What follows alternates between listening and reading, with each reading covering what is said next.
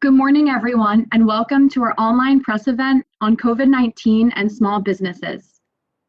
I'm Mariah Measy with the New York Fed Corporate Communications team. As a reminder, we are recording this event. Today, we are discussing the release of 3 Liberty Street economics blogs focused on COVID-19 and small businesses, which are a part of our ongoing Economic Inequality research series. The speakers today will provide an overview of the 3 blogs, followed by Q&A.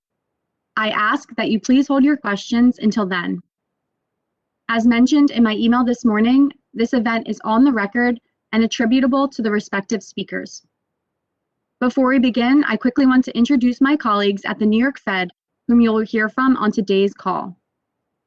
Giving opening remarks is Raji Chakrabarty, Senior Economist. Our presenters today are Davide Malkanji, economist, Jessica Battisto, senior analyst, and Asani Sarkar, assistant vice president. Also on the call today are the co-authors of the blog series, Maxim Pinkovsky, senior economist, Giorgio Topa, vice president, and Claire Kramer-Mills, assistant vice president. Before we begin, let me give our standard disclaimer that all comments reflect the opinions of the authors and do not necessarily reflect the views of the New York Fed or the Federal Reserve System. With that, I'll turn it over to Raji. Thanks, Mariah. Good morning again and welcome, and thanks for joining today's event. Today, we will focus on the New York Fed's Economic Inequality blog series on COVID-19 and small businesses that we are releasing today, as Mariah said. The Economic Inequality series is a recurring Liberty Street Economics, also known as LSE, blog series that highlights differences in economic outcomes, economic behaviors, and policy impacts by race, gender, age, geography, income, education, and others. Our inaugural series was published in October of 2019. As the COVID-19 pandemic struck, the bank's economists changed their focus into analyzing the effects of the pandemic on the economy and the society. A large number of posts in the Economic Inequality series aimed to understand whether the effects of the pandemic were uneven by gender, race, income, and region. Our posts sought to understand whether the intensity of the pandemic was different, whether labor market impacts were unequal, whether communities were affected differently by forbearance programs, and whether communities fare differently in terms of financial well-being and spending. All these blog posts can be found in the Economic Inequality series website of the New York Fed.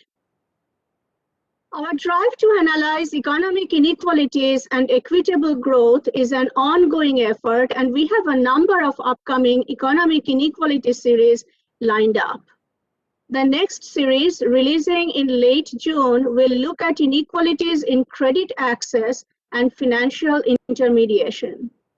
In a few months, we will publish another series that will look at climate change and inequalities, trying to understand whether climate risk affects households, businesses, and communities differently by race, income, and geography. Additionally, we will release findings from ongoing work that will look at differences in incidence and effects of loan forgiveness by education and by race.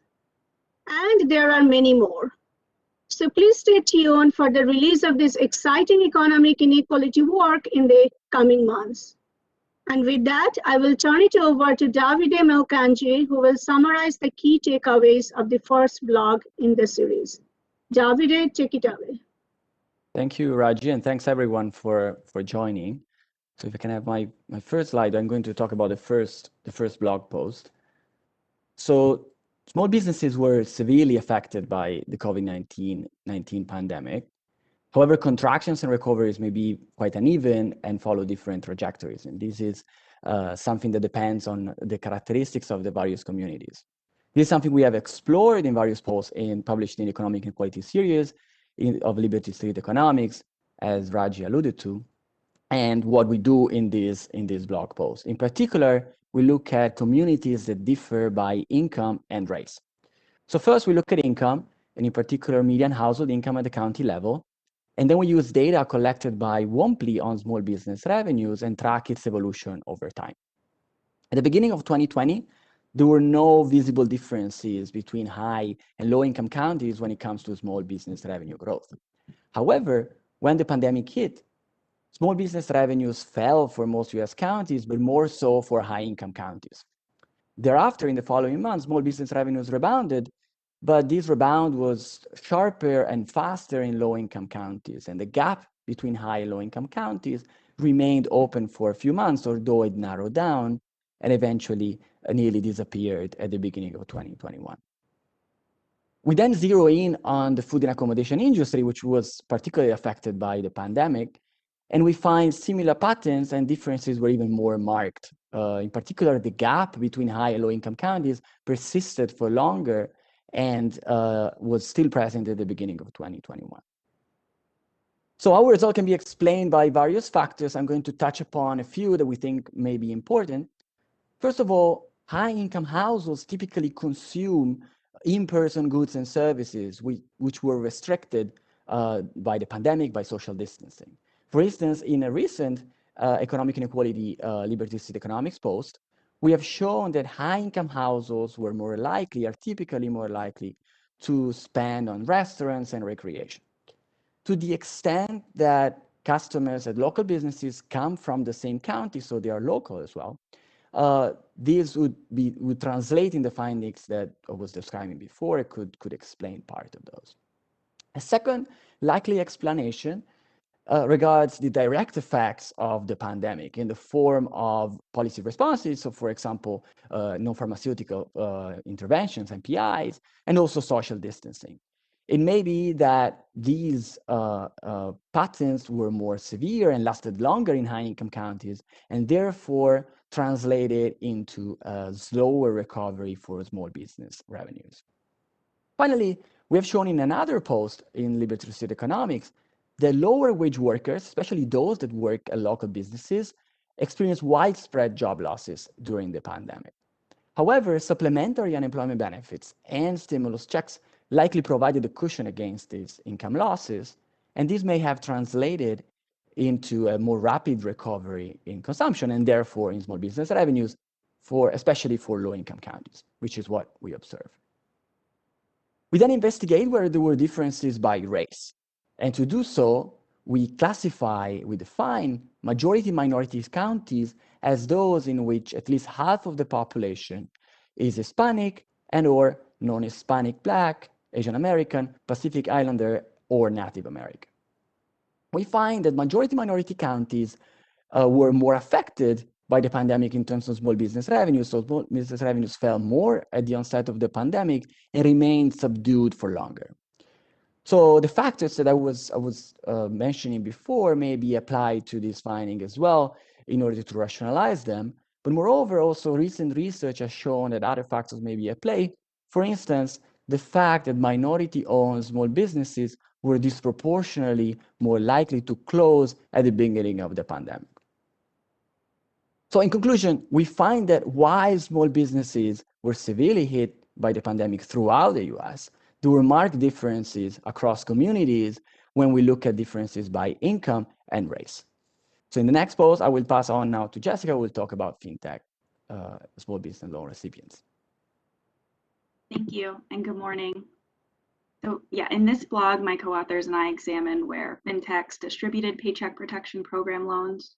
We draw on demand-side business survey data for firms with employees, as well as supply-side PPP loan volume data, all from late 2020. We find that while banks dwarfed Fintechs in terms of aggregate PPP distribution, Fintechs were very important for providing funding to underserved and minority business owners. We see this play out in a couple ways. First, Fintechs were popular sources of financing for businesses that did not have existing banking relationships. We found that 95% of firms that sought PPP from a large bank had already worked with that bank prior to the COVID-19 pandemic. This tells us that banks were a key resource for their own customers, but again, those businesses that did not have banking relationships often sought funds through alternate channels like Fintechs. In addition, fintech lenders were a key source of financing for Black-owned firms. In particular, we find that about 1 in 4 Black-owned firms sought PPP from a fintech, which is more than twice the rate of white, Asian, and Hispanic-owned firms. And among these fintech applicants, Black-owned businesses also saw the greatest success. Finally, a larger share of PPP loans were made by fintechs over time, which expanded access to opportunities to fintech customers. This is concurrent with the evolving nature of the Paycheck Protection Program and more fintechs being authorized later in the process. From Wave 1 to Wave 2, fintech loan share increased from 4% to 20%, and at the same time, the share of loans made by small banks decreased. I'll now pass the virtual mic over to my co-author Asani to unpack these implications and who benefited from PPP access. Thanks. Thank you, Jessica, and good morning again. So Jessica talked about some of the inequalities in access to PPP credit. And in this last part of the blog series, we are focusing on some of the outcomes from these credit decisions.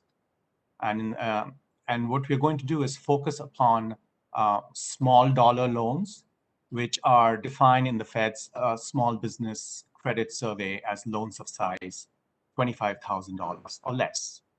So this is an important category because applicants for these small loans are likely to be firms with few employees, to have smaller revenues, and to be owned by women. So what we find is that on average, applicants for fintech loans both requested and received smaller size loans than banks, smaller by a factor about a half or more. And fintechs were particularly important in this small dollar loan segment. So their market share in this segment was 7 times as high as the fintech market share in the largest loan category, which is $1 million or more. And moreover, the fintech share in the small dollar loan segment increased rapidly between Wave 1 and Wave 2 by a factor of about 4. Now, I'd like to point out that this result does not mean that borrowers would have liked to have a bigger loan, and then they were denied or rationed by lenders, because these small loans were actually requested by borrowers. In addition, what we find is that these small dollar loans by fintechs were well targeted, in the sense that the share was of these loans in a particular state was higher in those counties which had a higher share of Black residents. And also it was higher in counties which had higher COVID-related deaths. And then finally, we relate these credit outcomes to job outcomes.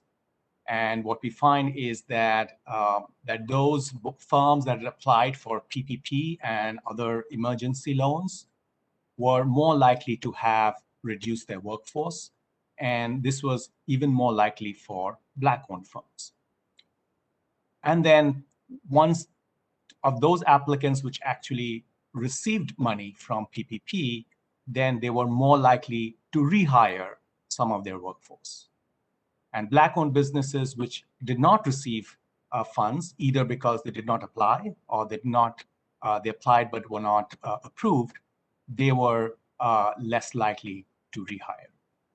So in summing up, this result kind of really points to the importance of this particular segment within the small business community. We often think of small businesses as a homogeneous community, but they have different needs, and the needs of these smallest of small firms are very important, as has been recognized in the most recent Wave 3 funding that is just finished.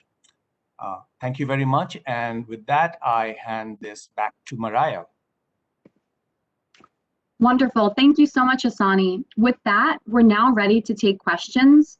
To ask a question, you'll raise your virtual hand, and when I call your name, the host will unmute you to ask your question.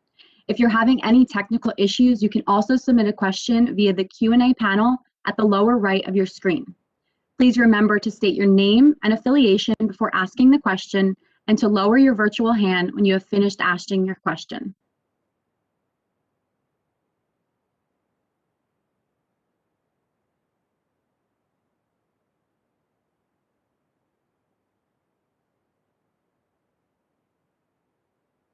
First, we have James Madore from Newsday.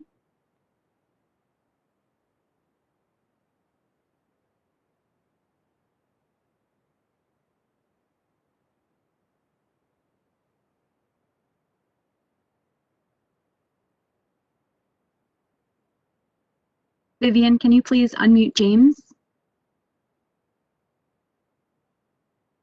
He is unmuted, but he lowered his hand, so he may have changed his mind. All right, don't be shy. We will go to James. Are you there?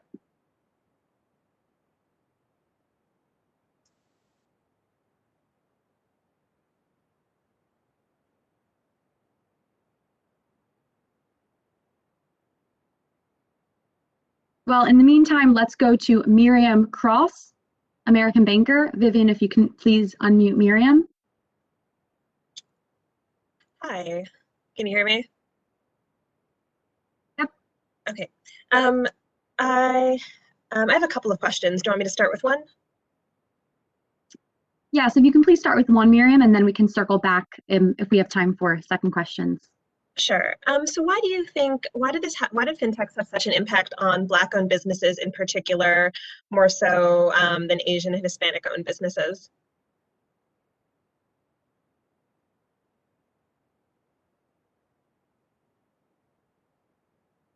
Claire, do you want to take that question? I'm happy to kick off our answer for that. Within the Small Business Credit Survey, this is an annual survey that we've done over a series of years, and we have found consistent differences across firms by owner, race, and ethnicity in terms of the likelihood of applying to fintechs. So there is some historic precedent of Black-owned businesses being more likely to apply to fintechs. Another element that we have investigated previously and written on is differences in banking relationships, historic differences and structural differences that are long-lasting. And we have showed in previous research that Black-owned businesses just have notably lower likelihood of having recently borrowed from a bank. And so we think that those two factors really contributed to the numbers that we're reporting in these blocks. Thank you. Thank you, Miriam. We will go to James Madore at Newsday.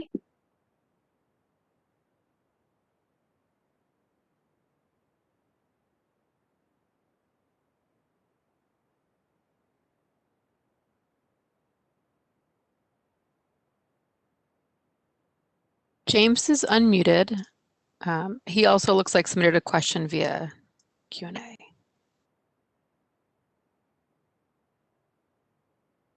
Okay.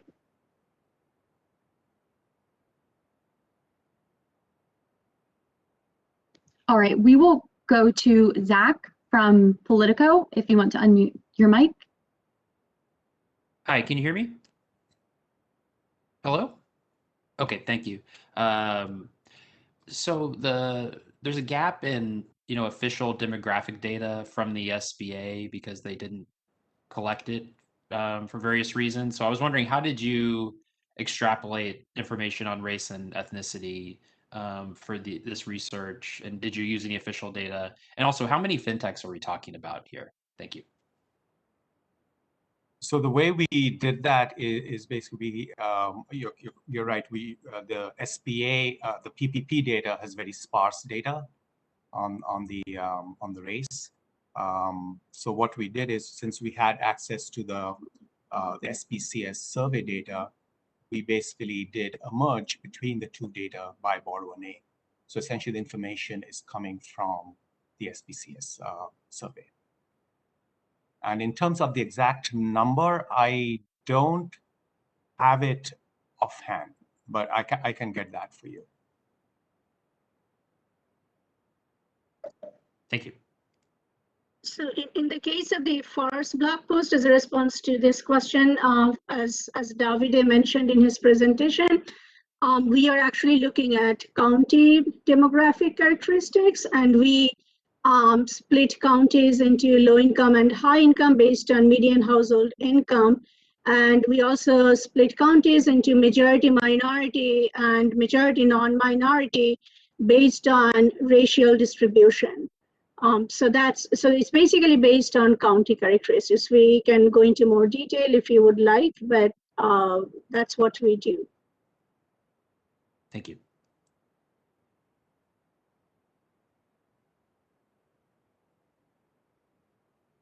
I believe Mariah is having some technical difficulties, so I'm going to take over the Q&A for the time being. This is Andrea Priest, also from the CorpCom group at the New York Fed.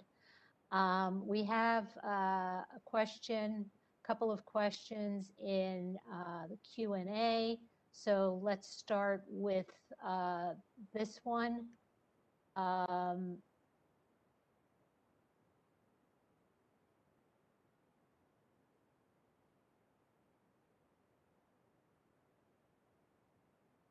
On the first blog post, can you expand on why small businesses in wealthy communities were more impacted than small businesses in poor communities? It would seem the former would have greater resources to survive the pandemic. This question is from James Medore at Newsday.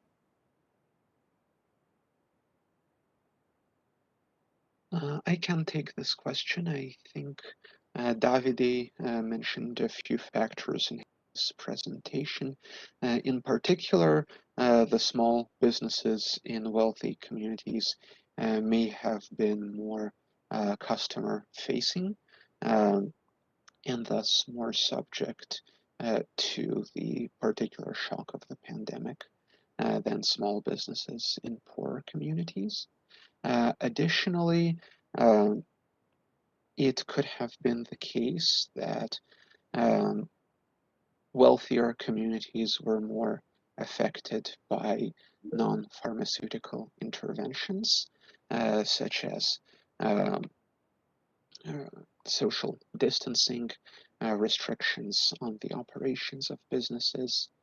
And additionally, in wealthy communities, consumption may have been more affected by the pandemic, with consumption in poor communities being less elastic, as it was already quite low. Do any of my co-authors have anything to add? Yeah, I can expand on the first point a little bit, and Davide, please feel free. You talked about it. So the types of goods and services that are consumed by high income and low income communities, or people in these communities, are different. And high income communities consume more of goods and services that were harder hit during the pandemic. And you can think of air travel, you can think of entertainment like Broadway shows. So those things were, form a larger share of the consumption basket of the more wealthy households rather than the relatively poorer low-income households. And because those were harder hit, they also led to a larger drop in consumption in those communities and for those households. So that may actually change over time as the economy comes back. But I'll let Davide, if he wants to add anything, or Giorgio, both of them are in the call. Please feel free to add anything you would like.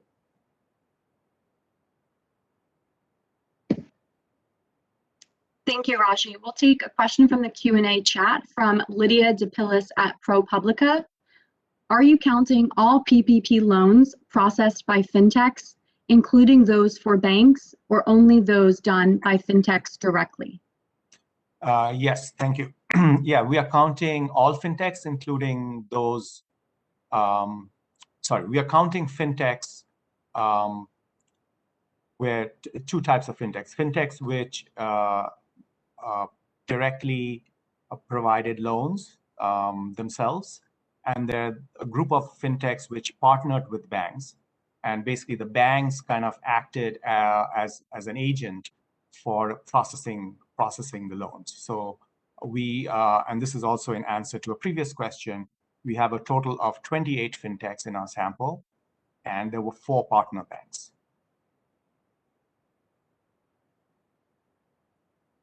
I think there was also a related question on frauds. I can go ahead and answer that from Lydia.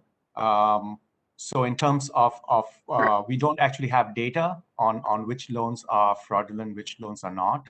So we cannot really say whether a higher share of fintech loans were fraudulent as compared to banks. Thank you, Asani. We'll now hear from Miriam Cross again at American Banker.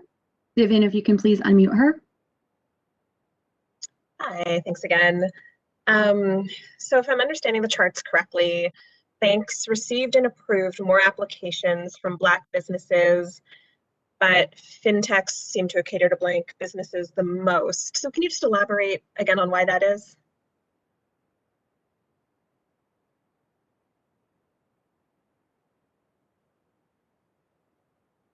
Could you repeat the second part of your question, please? Sure. So if I'm understanding, so banks on a percentage basis received and approved more applications from Black businesses, but among fintech applications, they seem to cater to Black businesses the most. Can you elaborate again on why that is? Yeah, so I think we've identified the relationship. I think going beyond that, given the data that we have, is a little bit would be speculative, honestly, because we didn't survey the banks. We don't have the intel from their side, nor did we probe specifically. You do detailed analysis of the perspectives of the borrowers about in detail. So I'd want to kind of keep our answer as is, because I think beyond that would really be speculative. Okay, thank you.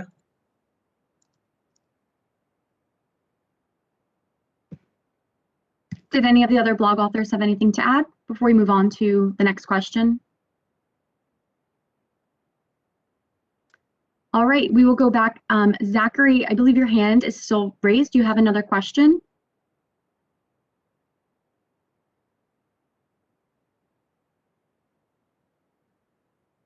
Oh, hello. Can you hear me? Hi. Yep, we can hear you. I mean, are there any, dollar amounts that you could add to this for context? How, what volume of PPP loans in terms of dollar amounts, fintech lenders provided to Black-owned businesses, for example?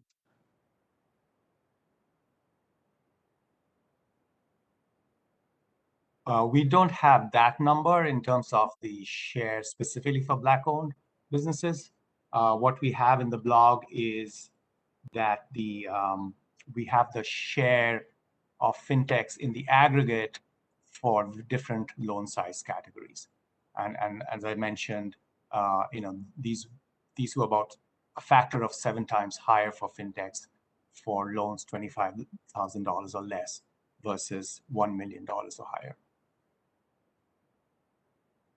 And just, if you're interested in essentially doing kind of a back of the envelope type of exercise, one thing that we can say is that an extremely high share of Black-owned businesses are sole proprietorships. And so those businesses, as Asani noted in his comments, are likely to be those seeking the smallest denomination types of credit, the under 25,000 category.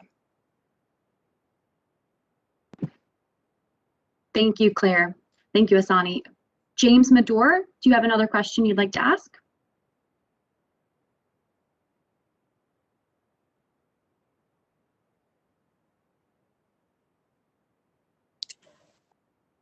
I think he put it in the chat. So, was the experience of small business in wealthy communities the same across the US?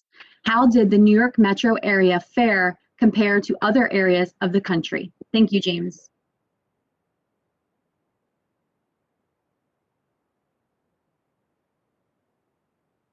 So that's actually a very good question. I'll start by taking, and my other co-authors feel free to chime in. That's a very good question. We actually have not distinguished by geography in the in the analysis that we have done and we have posted. But again, I think this is ongoing analysis. It's not the end that you have seen. And this is potentially something we will do later, so stay tuned. But as of now, since we haven't really looked at New York versus others, we'd rather not talk about it. But it can be something you may see in the future. Thank you, Raji. We have a question from Janelle Marte at Reuters. Vivian, if we can please unmute Janelle.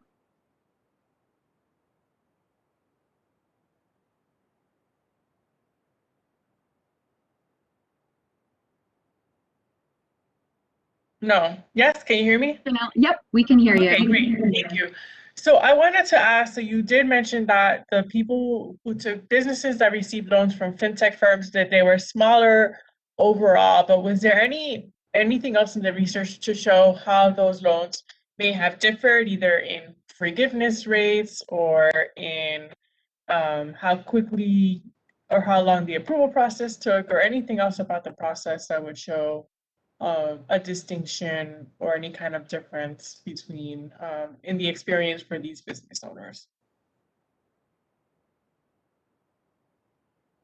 I mean, there's no nothing, in the PPP data that kind of addresses those questions. I don't know, Claire, is there anything in the survey data?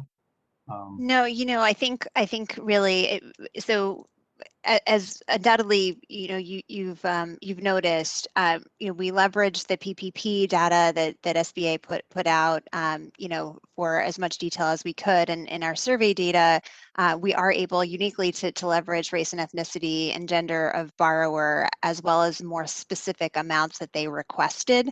But we didn't trace those. We don't have, a panel that we're asking over time, nor did we go into great depth, depth related to waiting time and associated factors in our PPP questions in the Small Business Credit Survey. So we are a little bit limited beyond loan size and then the outcome of the decision.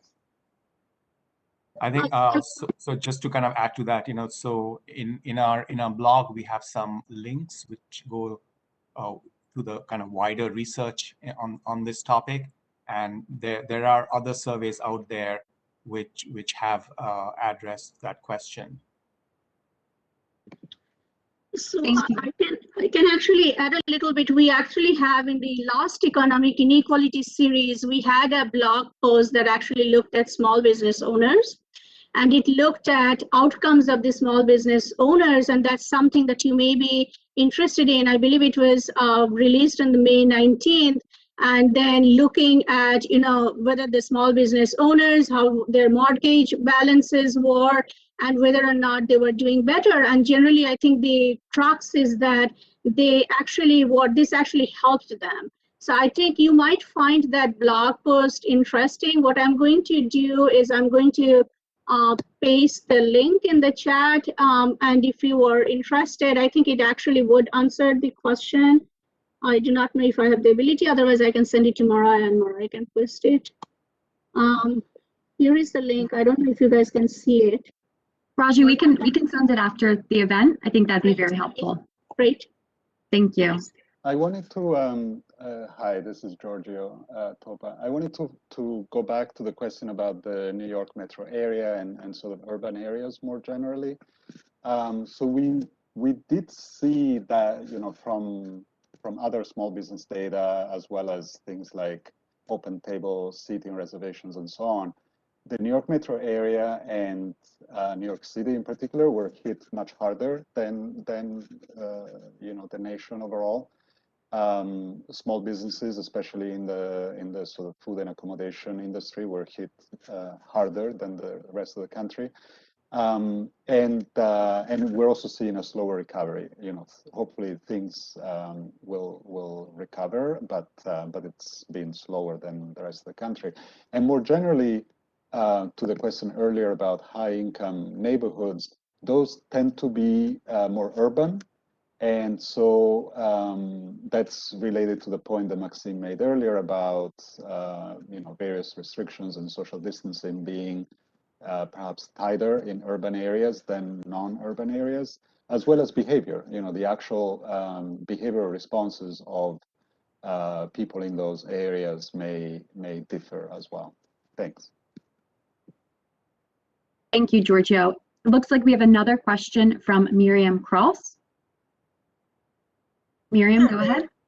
Thanks. Do any of you have any thoughts about what fintechs need to do to reach more Asian and Hispanic clients?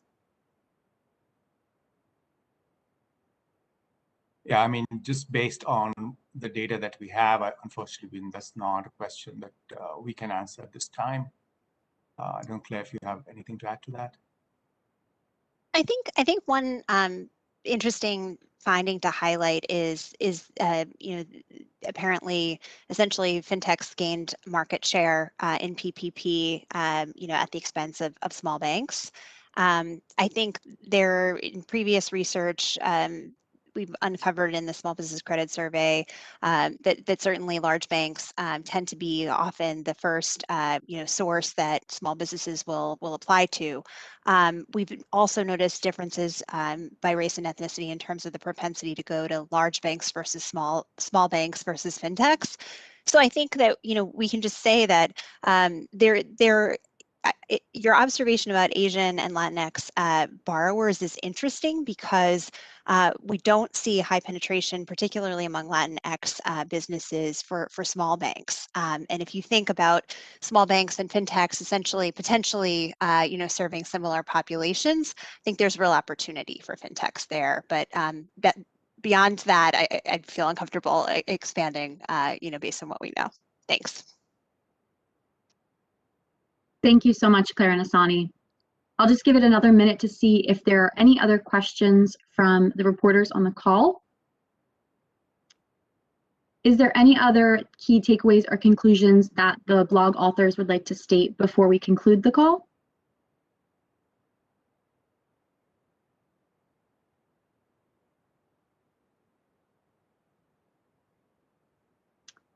All right, well, with that, we will conclude today's call.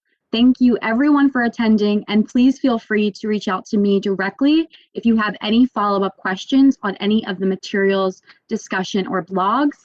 Please remember that this webinar is on the record and attributable to the respective speakers, and all materials are embargoed until 11 a.m. today. Thank you very much and have a great rest of your day.